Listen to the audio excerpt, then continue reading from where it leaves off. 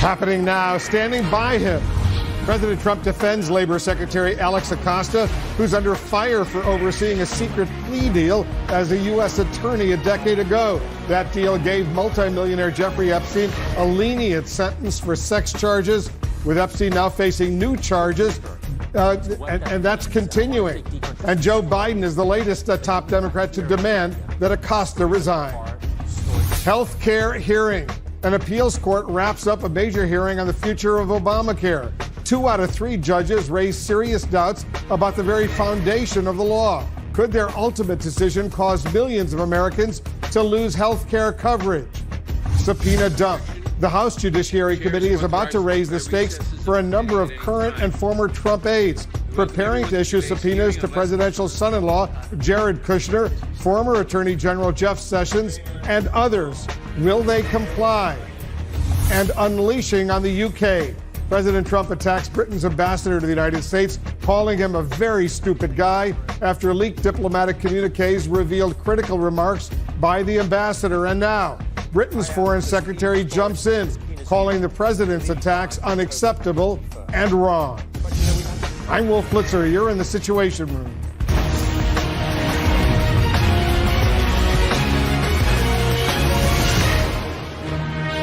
This is CNN Breaking News. Breaking news, a federal appeals court wraps up a hearing on a Trump administration-backed challenge to Obamacare, and 2 of the 3 judges suggest they may favor striking down the entire health care law. That could mean millions of Americans could lose coverage.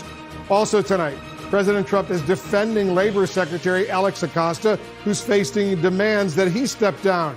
Acosta was a U.S. attorney a decade ago when he cut a secret plea deal for multimillionaire Jeffrey Epstein, who faced sex charges. And now, with Epstein facing new charges for allegedly running a sex trafficking network and abusing underage girls, presidential candidate Joe Biden becomes the latest top Democrat to demand that Acosta resign.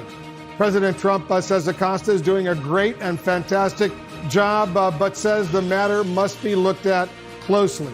I'll speak with Democratic presidential candidate Senator Amy Klobuchar, along with Congressman John Garamendi, and our correspondents and analysts will have full coverage of the day's top stories. Let's begin with our chief White House correspondent, Jim Acosta. Jim, a member of the Trump cabinet, is under fire right now for his controversial actions in a previous job. What's the latest? He certainly is. Well, President Trump is stepping up to defend his labor secretary, who is facing calls to resign over his handling of the Jeffrey Epstein case. The president says Secretary Alex Acosta is doing a fantastic job. Mr. Trump also tried to distance himself from Epstein in the Oval Office earlier today after once describing him as a terrific guy. Thank you very much. Tonight, President Trump appears to be standing by his embattled labor secretary, Alex Acosta, at least for now. I can tell you that for 2.5 years, he's been just an excellent Secretary of Labor. He's done a fantastic job. The president appeared to diminish Acosta's role as a federal prosecutor in a 2008 plea agreement for multimillionaire Jeffrey Epstein, who is facing new charges of running a child sex ring in Florida that includes accusations of abusing teenage girls. I do hear that there were a lot of people involved in that decision, not just him. I can only say this from what I know, and what I do know is that he's been a great, really great Secretary of Labor. The rest of it we'll have to look at. We'll have to look at it very carefully. The president also downplayed his own relationship with Epstein. Well, I knew him like everybody in Palm Beach knew him. I mean, people in Palm Beach knew him. He was a fixture in Palm Beach. I had a falling out with him a long time ago. I don't think I've spoken to him for 15 years. I wasn't a fan. So I feel very badly, actually, for Secretary Acosta, because I've known him as being somebody that works so hard and has done such a good job. I feel very badly about that whole situation. But that's not the whole story. Back in 2002, the president told New York Magazine, "I've known Jeff for 15 years. Terrific guy. He's a lot of fun to be with. It is even said that he likes beautiful women as much as I do, and many of them are on the younger side. No doubt about it, Jeffrey enjoys his social life." Democrats are accusing the secretary of shielding Epstein from a tougher sentence. I am calling on Secretary Acosta to resign. It is now impossible for anyone to have confidence in Secretary Acosta's ability to lead the Department of Labor. If he refuses to resign, President Trump should fire him.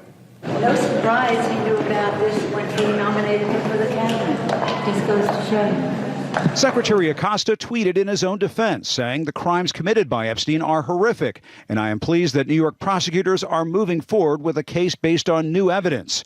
Republicans say they're awaiting more information. There's nothing new that we didn't know before he was confirmed by the Senate. As to Secretary Acosta's continued service, he serves at the pleasure of the president, and I'm inclined to defer to the president to make that decision.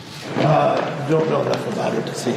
The president is continuing to lash out at Britain's ambassador to the U.S., Kim Derrick, over his recently exposed sharp criticism of Mr. Trump, who is still railing against Prime Minister Theresa May's handling of Brexit. The president tweeted, "The wacky ambassador that the UK foisted upon the United States is not someone we are thrilled with, a very stupid guy.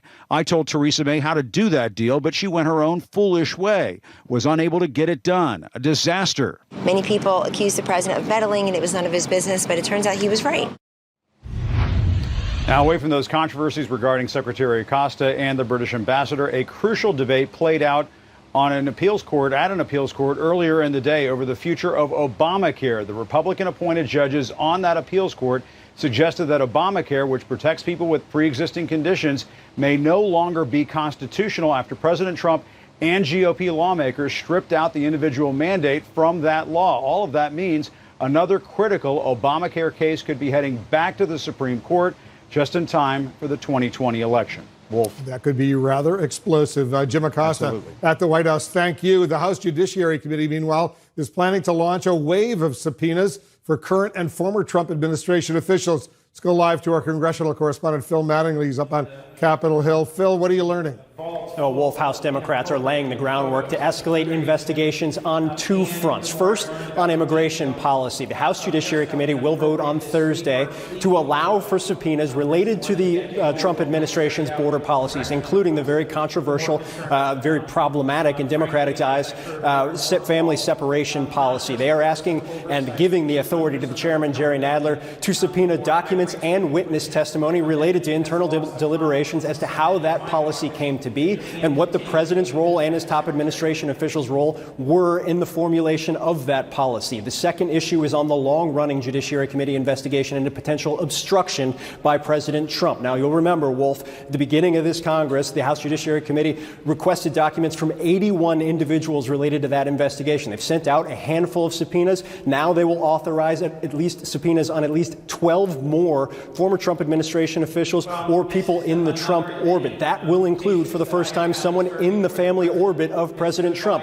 Jared Kushner, President Trump's son-in-law, as well as former Chief of Staff John Kelly, former Attorney General Jeff Sessions, and others. What's also notable here, Wolf, is they will also be targeting potential subpoenas for people who were not in the White House, including America Media Inc. Chairman David Pecker, Corin Lewandowski, the former Trump campaign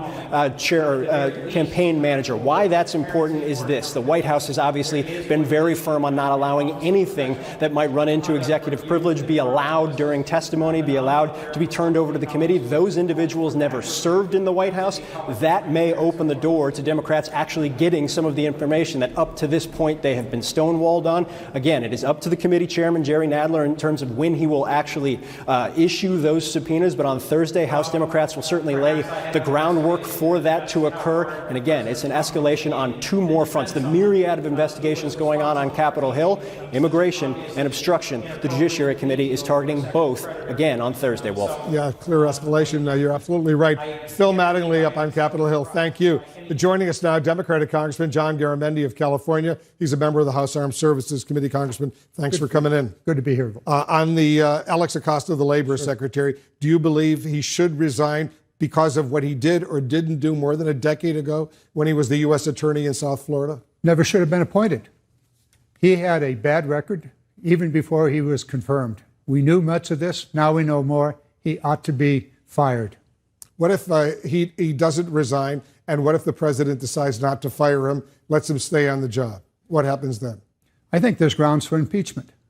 He can be impeached along with any other federal employee. It's happened before, not very often. But his record is terrible. What he did in that case is unconscionable. And why did he do it? That question hasn't been answered, but it'd be great to have the answer. Why did he allow this guy to get away with what is just a horrible crime? There were, I think about 8 Democratic senators who voted to confirm him as Secretary of Labor. You think they made a major blunder? They made a mistake. He never should have been nominated in the first place, never should have been confirmed. There was enough information to really question what was going on. And he adds to a very, very long list of corrupted and incompetent individuals in the president's cabinet. During his confirmation hearings, and Democrats and Republicans could ask as many questions as they wanted, only one senator, a Democrat, Tim Kaine of Virginia, asked any question at all about Jeffrey Epstein in the case that Acosta handled more than a decade ago. Every senator. Where was the vetting on the part of the U.S. Senate? Obviously, it wasn't good enough. Obviously, there are senators who are going to have to answer that question. As a member of the House of Representatives, it's not for me to answer it. It's for those senators to answer, Democrat and Republican alike. But I just want to be precise. If the president doesn't fire him and if he doesn't resign, you want the House of Representatives to launch impeachment proceedings against Acosta? I think there's grounds for that. Yes.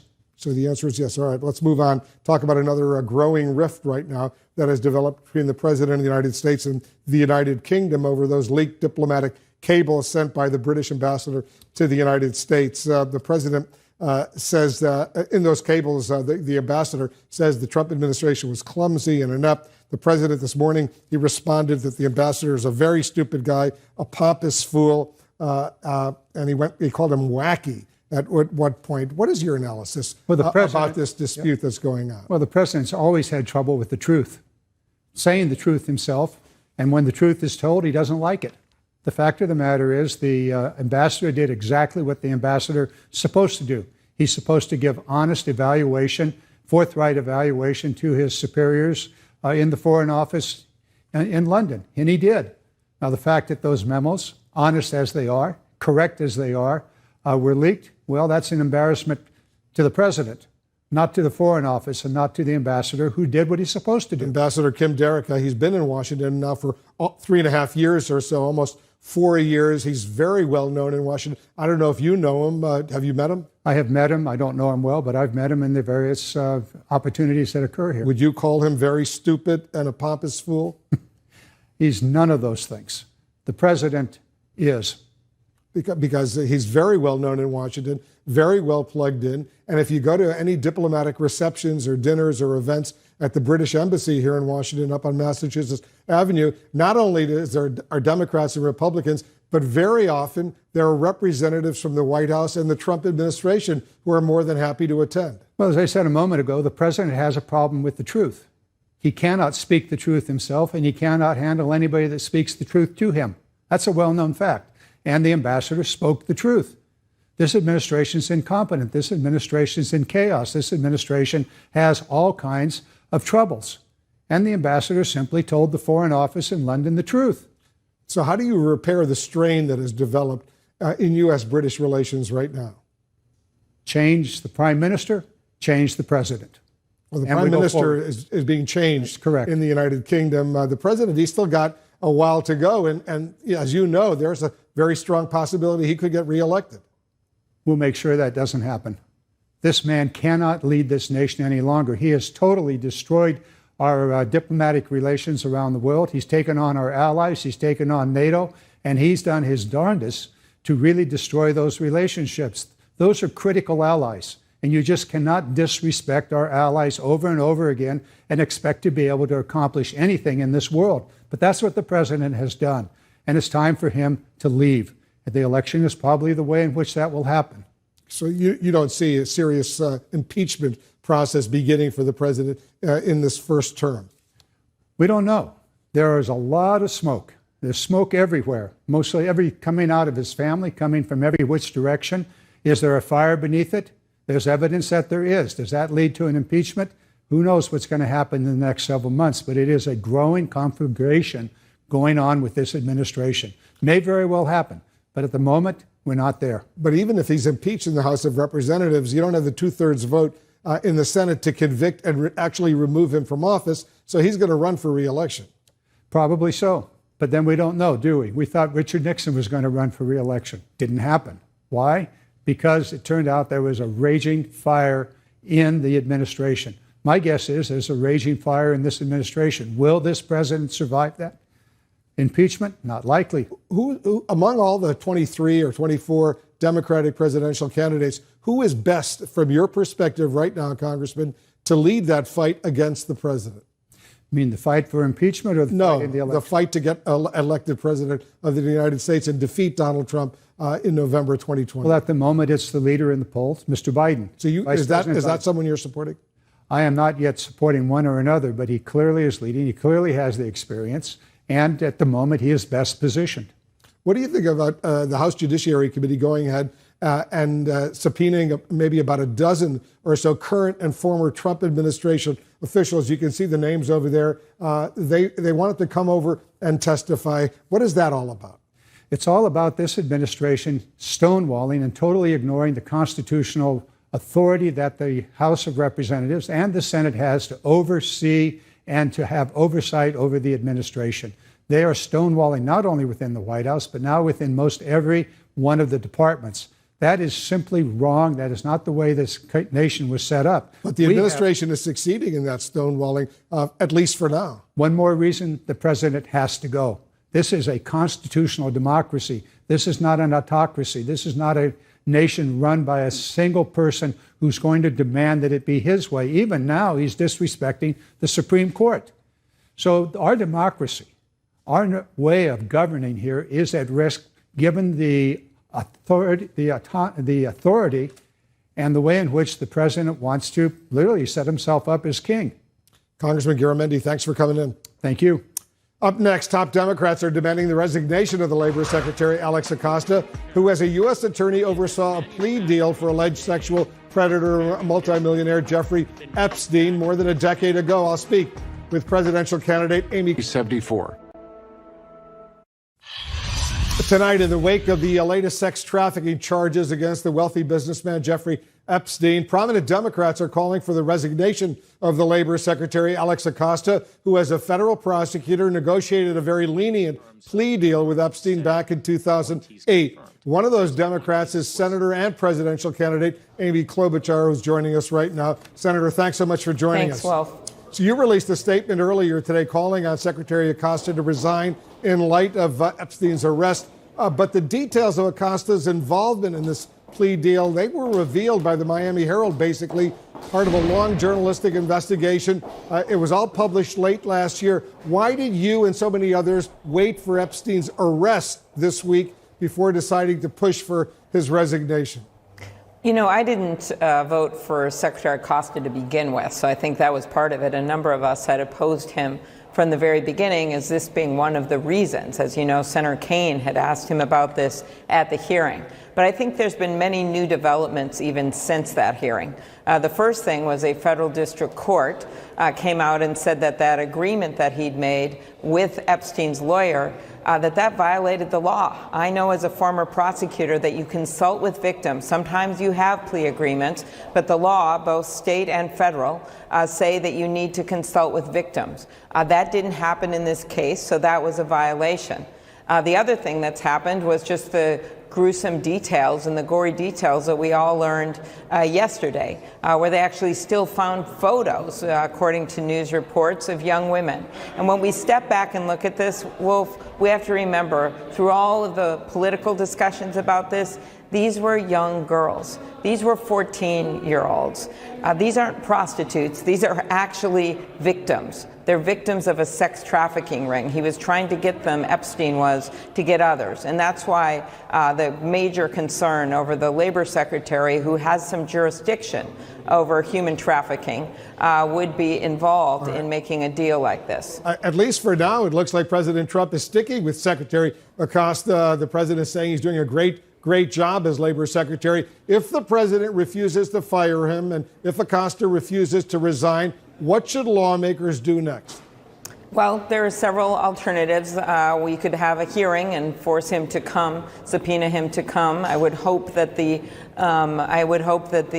Judiciary Committee would do that in the Senate, not just the Democratic Committee in the House, but I would hope that we would have a hearing if he would refuse to leave. And then you go from there as you get more evidence. There's also, of course, an investigation going on looking at the ethical background here and if there was a violation with the Justice Department rules. You mentioned the Judiciary Committee. The Senate Judiciary Committee Chairman Lindsey Graham says he wants to wait until the Justice Department issues a full-scale report on Acosta's handling of the case before he makes a decision. I take it you disagree with Senator Graham?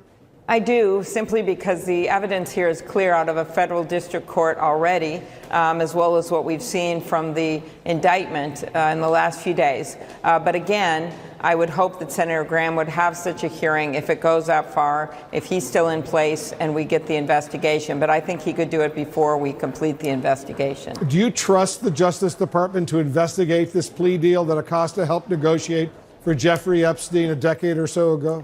And not completely. I just hope they would have career people looking at this. They have a reason to want to uphold the highest standards for the Justice Department, given that it is a U.S. attorney that works for this Justice Department, of course, here out of New York State, that actually brought these charges. These are federal charges. And so, the hope is the Justice Department does the right thing. But given what we've seen with Attorney General Barr, even this week, where he's backpedaling on Director Mueller's need to testify, we just never know what they're going to do. Because Barr, the Attorney General, Bill Barr, he suggested yesterday at least he would recuse himself from part of this Jeffrey Epstein case because the law firm that he used to work for was involved. He had no direct involvement, but the law firm that he worked for at one point before becoming Attorney General was involved. Should he recuse himself from all aspects of this?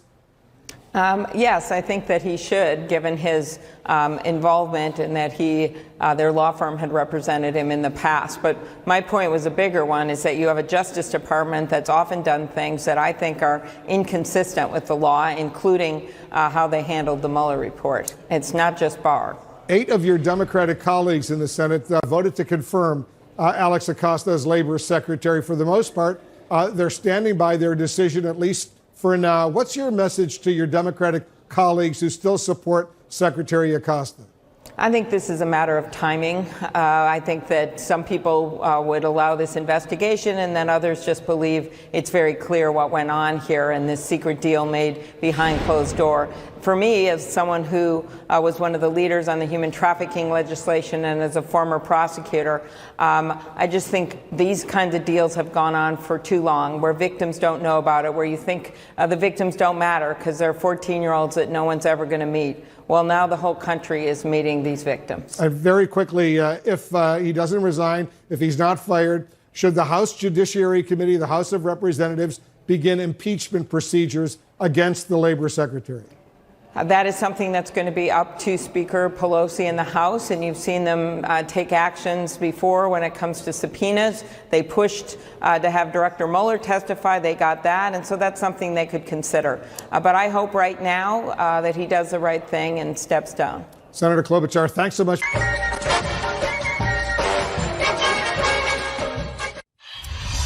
Just a short while ago, former Vice President Joe Biden joined the list of prominent Democrats calling for the resignation of Alex Acosta, the Labor Secretary. Back in 2008, Acosta was a federal prosecutor. He negotiated a lenient plea deal with sex offender Jeffrey Epstein and now faces new sex trafficking charges involving teenage girls. Let's ask our political and legal experts to discuss this and more. And Gloria Borger, in the Oval Office today, the president tried to distance himself from Epstein despite his past praise many, many years ago for him. He also defended Alex Acosta. Listen to this. I feel very badly, actually, for Secretary Acosta because I've known him as being somebody that works so hard and has done such a good job. I feel very badly about that whole situation. What do you make of the president's comments? Well, he didn't come out and say, I feel very badly about the whole situation and I don't want him to go anywhere and I think he should remain in my cabinet. He did not do that. What he said was, I kind of feel bad for the guy. And distancing himself from Epstein is no surprise. He always distances himself from people who are in trouble. He did it with Paul Manafort. He did it with Michael Cohen, and the list goes on and on. So I think it was kind of a half-hearted endorsement of Acosta, but not a full one. What do you think? Because you cover the White House for us. I think that when we hear President Trump say, I feel badly for him, and you hear Kellyanne Conway, the counselor to the president, say, President Trump only met Alex Acosta 2.5 years ago for the very first time, it seems to strike the ear as the president doesn't know exactly where he's going to go with this, so he's going to keep a safe distance for now. And I think that's where they are. White House aides believe that this is going to be President Trump's call once he gets a feel for where the media narrative is about Alex Acosta. And he seemed to give credence to the idea that this was bad for him. He said, I feel bad for him. He thinks that this is a bad scandal for Alex Acosta, even as he tried to diminish the seriousness of it by saying, oh, it was 15 years ago, it was 20 years ago. Neither of those things are true. It was 11 years ago. And I think that the seriousness of what Acosta did is pretty well known, that the plea deal was something that is being widely criticized. So, President Trump is doing both things at the same time, but partly because he's trying to buy time for himself to figure out what to do. A lot of these details that were contained in the U.S. Attorney for the Southern District of New York and the charges filed against Acosta yesterday, they were known late last year thanks to the Miami Herald's investigative reporting.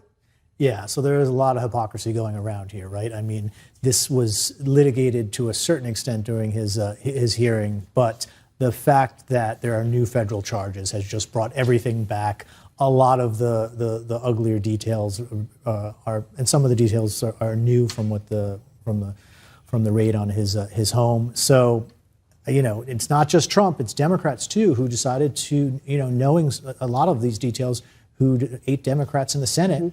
Who voted to make that confirmation, to confirm him. So they're going to have to answer questions as well as Trump. They certainly will. And the U.S. Attorney in the Southern District of New York, Susan, cited some of the investigative reporting by the Miami Herald in these charges, in this indictment against Epstein. Tell me if it's unusual, though, that the corruption unit in the Southern District of New York, the public corruption unit, is handling this case as opposed to a sex crimes unit.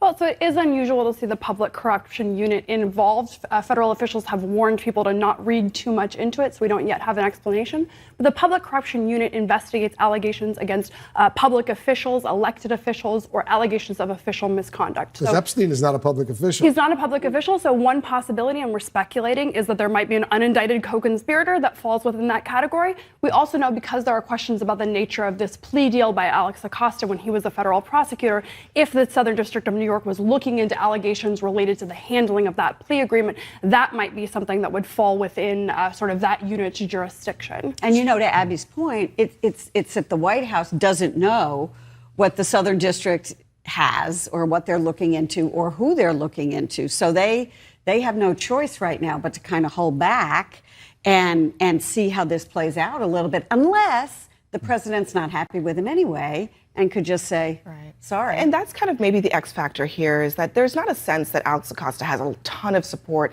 in the White House, people who are bolstering him in the face of all of this. So if the coverage turns south, it could get really bad for him pretty quickly. And the White House has been giving lip service to some kind of review of Acosta's behavior. There's not really much evidence that that's happening. What is being reviewed is President Trump is watching the news coverage, and he's trying to make sure that this is something that is worth weathering for him. I suspect there are a bunch of nervous people out there who are worried about additional indictments coming down the road. Everybody stand by. We're back with our political and legal experts. We got some breaking news. And Susan, let me get your reaction. A federal judge in New York has just said the Justice Department cannot swap out its legal team in the census citizenship question case. The judge writing that defendants provide no reasons, let alone satisfactory reasons, for the substitution of counsel. Potentially, this is a significant development. It is potentially significant. We saw DOJ making this very rare move of attempting to sort of completely change their legal team at the last minute. The ACLU, which is litigating against them, objected and said, no, under the rules, you have to provide an actual reason for changing counsel. And that's exactly what this judge is saying. Now, the interesting thing will be if DOJ now goes back and attempts to offer a justification. One of the sort of speculations was the reason why they had to switch legal teams was because the career prosecutors said, we don't believe you have a legally defensible strategy moving forward, and we're not willing to litigate this anymore. Now, if they do submit that reason, it will have to be, you can't lie to the court. And so if they decide to move forward and make this change, we're going to see the real reason for it. I mean, it could also be that these lawyers who made this argument before the court cannot go back and say, never mind. So they gotta swap and Justice them out. Roberts already said that their argument was contrived, but they can't go back and say what I told you about the deadline and everything is not true. How can you have the same? It is a demonstration of the fact that by insisting on pushing this forward, despite the fact that the other members of his administration did not want to, President Trump is really harming the institutional credibility of DOJ. But there were public statements, Abby, by the Attorney General of the United States, Bill Barr, by the Commerce Secretary, Wilbur Ross, excuse me. Wilbur Ross. They made public statements the day before saying they were accepting the Supreme Court decision and were not going to include on the questionnaire, the census questionnaire, the question about citizenship. Right. And the change of strategy was entirely because President Trump decided he wanted that question put on there. And so it's actually left the Justice Department trying to come up with a legally justifiable strategy in order to get the question on there.